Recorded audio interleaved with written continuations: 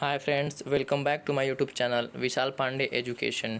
ये हमारा डायरेक्ट और इनडायरेक्ट स्पीच का पार्ट 3 है और पार्ट 2 में हमने डिस्कस किया था कुछ नोट्स के बारे में कि हम डायरेक्ट स्पीच से इनडायरेक्ट स्पीच में बदलने के लिए क्या रूल लगाते हैं।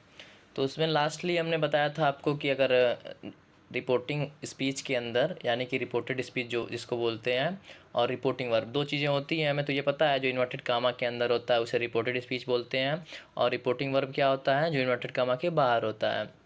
तो हमने कहा था कि अगर ये पास्ट टेंस में आपका हो और रिपोर्टेड स्पीच के अंदर आपको जैसे कि फर्स्ट पर्सन आ जाए तब क्या करेंगे। तो उसको कहा था हमने कि सब्जेक्ट के जो रिपोर्टिंग वर्ब के सब्जेक्ट के अकॉर्डिंग उसको हम चेंज करते हैं। फिर कहा था अगर रिपोर्टेड स्पीच के अंदर आपका सेकंड पर्सन आता है जैसे कि यू होता है सेकंड पर्सन, तो क्या करेंगे रिपोर्टिंग वर्ब के ऑब्जेक्ट के अनुसार चेंज करते हैं उसको। और अगर थर्ड पर्सन आता है रिपोर्टेड स्पीच के अंदर जैसे कि ही सी इट हो गया, किसी का नाम आ गया, तो क्या करते हैं हम उसको चेंज ही नहीं करते हैं, वैसे ही कि वैसे ही रहने देते हैं। ठीक है। तो उसके बाद हमने एग्जांपल आपको नहीं बताया था। हमने कहा था जब नेक्स्ट पार्ट हम अपलोड करेंगे तो उसमें हम आपको एग्जांपल लेके समझाएंगे। तो अभी स्टार्ट करते हैं अपनी वीडियो को।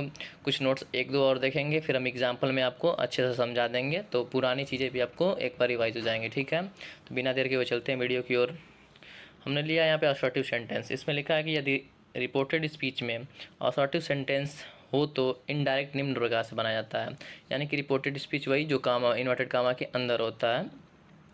तो हम क्या कह रहे हैं, अगर असर्टिव सेंटेंस का मतलब आप समझ ही रहे होंगे। असर्टिव का मतलब आपका अफर्मेटिव और निगेटिव दोनों होता है। हम जब आपको टेंस पढ़ा रहे थे तभी आपको बताए थे कि असर्टिव सेंटेंस होता है और इंट्रोगेटिव। तो असर्टिव में आपका अफर्मेटिव और निगेटिव दोनों आ जाते हैं और इंट्रोगेटिव तो आप समझ ही रहे हैं।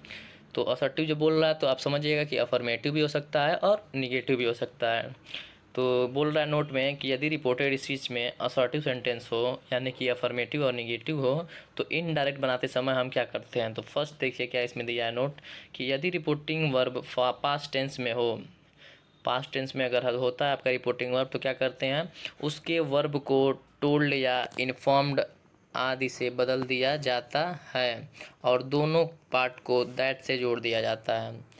क्या करेंगे सबसे पहले वर्ब को क्या करेंगे हम, जैसे कि ही सेड टू मी है तो हम उसको टोल्ड कर देंगे, टोल्ड कर दो या इन्फॉर्म्ड कर दो, ही टोल्ड मी या फिर ही इन्फॉर्म्ड मी कर देंगे।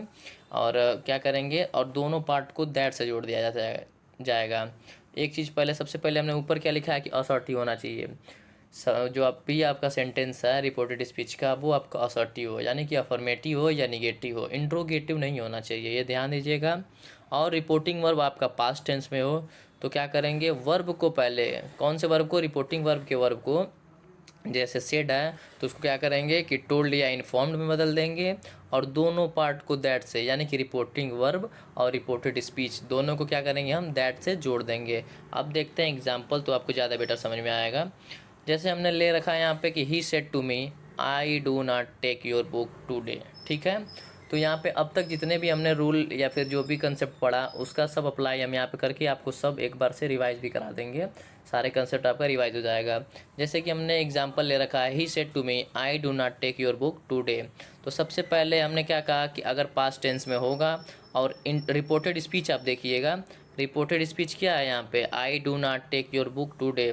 तो ये इन्वर्टेड कामा ऐसे होना चाहिए, एक्चुअली ये मिसप्रिंटिंग हो गई है, इसको थोड़ा ध्यान दीजिएगा क्योंकि जो बात कही जाती है उसको इन्वर्टेड कामा में लिखते हैं। तो ये ही सेड टू मी उसने क्या कहा, तो वो I do not take your book today ये तो बोल रहा है वो, तो ये इन्वर्टेड कामा ऐसे इसका फेस इधर होना चाहिए, इधर से होना चाहिए बस। इधर का देखिए टुडे के बाद जो लगाया गया वो ऐसा ही है। तो यहाँ से स्टार्टिंग हो रहा है तो इन्वर्टेड कामा वो थोड़ा सा माइनर मिस्टेक है, उसको सही कर लीजिएगा। तो I do not take your book today जैसे है तो ये क्या है, हमने क्या कहा कि अफर्मेटिव हो या नेगेटिव हो, इसी को असर्टिव बोलते हैं हम। तो हम देख रहे हैं कि रिपोर्टेड स्पीच के अंदर आया हुआ सेंटेंस हमारा क्या है, असर्टिव सेंटेंस है। क्योंकि नेगेटिव है तो नेगेटिव तो हमको पता है कि असर्टिव में आता है। तो अब उसके पहले फिर हमने देखा कि रिपोर्टिंग वर्ब हमारा पास्ट टेंस में भी है। तो रूल क्या कहता है कि जो रिपोर्टिंग वर्ब का वर्ब है आपका, जैसे सेड हमने कहा ना कि उसको टोल्ड या इन्फॉर्म्ड, टोल्ड या इन्फॉर्म्ड, जैसे कि आप देखिए यहाँ पे क्या लिखा है टोल्ड या इन्फॉर्म्ड, दोनों से बदल सकते हो, दोनों सही है लेकिन मोस्टली यूज टोल्ड होता है। तो जैसे हमने आपको नहीं बताया था कि विल या शैल का यूज़ करते हैं, लेकिन हम मोस्टली सब लोग विल का ही यूज़ करते हैं फ्यूचर टेंस में।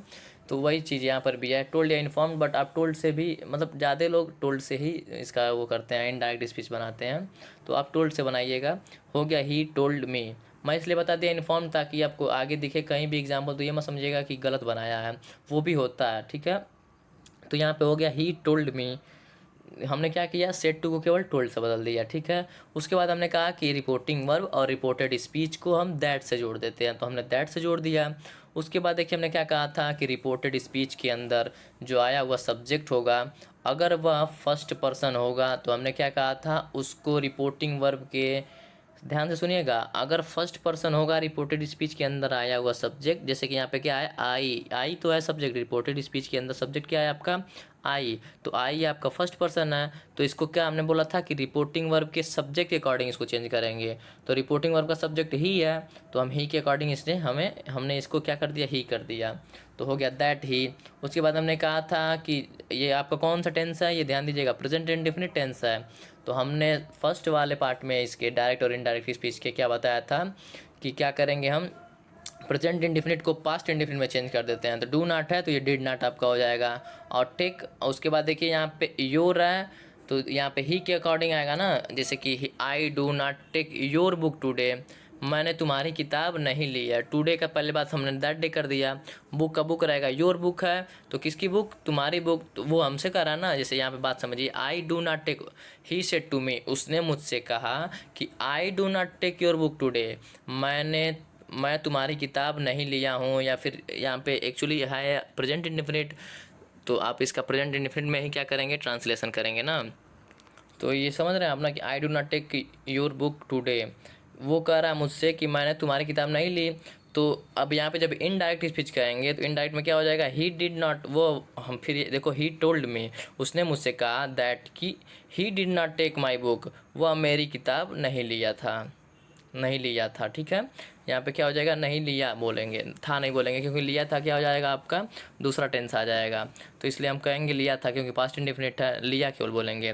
That he did not take my book that day, कि उसने उस दिन, दैट डे का मतलब उस दिन, मेरी किताब या फिर माई बुक नहीं लिया था, मतलब मेरी किताब उसने नहीं लिया, तो माई बुक हो जाएगा यहाँ पे, ठीक है ना। तो योर का हमने यहाँ पे माई कर दिया है, तो ये कैसे हो रहा है आप समझ सकते हैं कि आई जब था तो हमने योर किया था, क्योंकि वो मुझसे कह रहा था ना, ही सेड टू मी, उसने मुझसे कहा कि I do not take your book, बात समझिएगा, I do not take your book, तो जब ही टोल्ड मी, अब इनडायरेक्ट जब बोलेंगे he told me that he did not take my book, मेरी किताब तो है, तो इसलिए माई का यूज़ यहाँ पे हमने किया, और माई बुक और टुडे का हमने दैट डे कर दिया। तो इस तरह से आपने देखा कि जितना भी पिछला कंसेप्ट हमने पढ़ा था कि फर्स्ट पर्सन को हमने सब्जेक्ट के अकॉर्डिंग चेंज कर दिया, और प्रेजेंट इंडेफिनिट को हमने पास्ट इंडेफिनिट में चेंज कर दिया, फिर अभी को जो कुछ रूल्स हमने पढ़ा वो देखा, यहाँ पे दैट से जोड़ दिया हमने, सेट टू को हमने टोल्ड से कर दिया, सारे कंसेप्ट यहाँ पे आ गया। तो एग्जाम्पल से आपको सब कुछ समझ में आ गया होगा, ठीक है। अब यहाँ पे देखते हैं, I am asking your pen, he said to me. तो अब देखिए यहाँ पे ये घबराइएगा मत, अब क्या किया है कि रिपोर्टिंग वर्ब को बाद में कर दिया है और रिपोर्टेड स्पीच को पहले इसने कर दिया है, तो उससे कोई फ़र्क नहीं पड़ता है, आप जैसे कर रहे थे इसका वो इनडायरेक्ट स्पीच जैसे बना रहे थे वैसे ही बनाइएगा।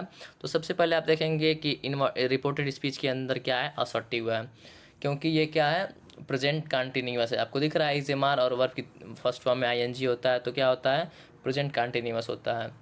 तो ही सेड टू में दिया हुआ है, तो सबसे पहले ही लिख देंगे हम, उसके बाद क्या करेंगे, सेड टू को क्या कर देंगे, टोल्ड से चेंज कर देंगे, ही टोल्ड मी हो गया। उसके बाद दोनों को रिपोर्टिंग वर्ब और रिपोर्टेड स्पीच को किससे चेंज करेंगे, हम दोनों को चेंज कर देंगे, हम दोनों को कंबाइन करने के लिए हम दैट का यूज़ करेंगे, तो हमने दैट का यूज़ कर दिया, ही टोल्ड मी दैट हो गया। उसके बाद देखिए हमने क्या कहा था कि रिपोर्टेड स्पीच के अंदर जो सब्जेक्ट है अगर फर्स्ट पर्सन है तो ये क्या होगा, हमारा रिपोर्टिंग वर्ब के सब्जेक्ट के अकॉर्डिंग इसको लाएंगे। तो देखो आई को हमने ही से चेंज कर दिया, और ये भी चीज़ ध्यान दीजिएगा कि प्रेजेंट कंटिन्यूअस का हमने फर्स्ट वाले वीडियो में बताया था आपको कि प्रेजेंट कंटिन्यूअस को किस में बदल देते हैं हम, पास्ट कंटिन्यूअस में। तो इज एम टेकिंग था तो यहाँ क्या हो गया, ही के साथ वाज का यूज़ करते हैं हम पास्ट के लिए, तो ही वाज टेकिंग, तो ये क्या आपका हो गया, पास्ट कंटिन्यूअस हो गया, ठीक है, पास्ट कंटिन्यूअस हो गया, ही वाज टेकिंग। और उसके बाद योर पेन है, वो क्या करा, ही सेड टू मी, उसने मुझसे कहा I am taking your pen, मैं तुम्हारी कलम ले रहा हूँ, वह मुझसे कह रहा है कि मैं तुम्हारी कलम ले रहा हूँ।